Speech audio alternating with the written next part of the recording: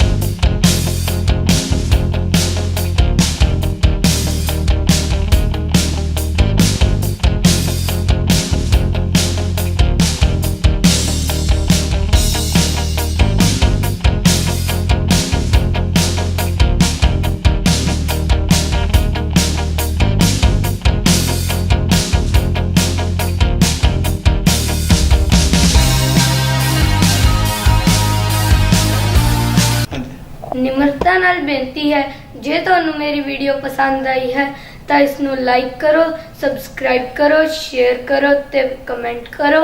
वाहिगुरु जी का खालसा वाहिगुरु जी की फतेह।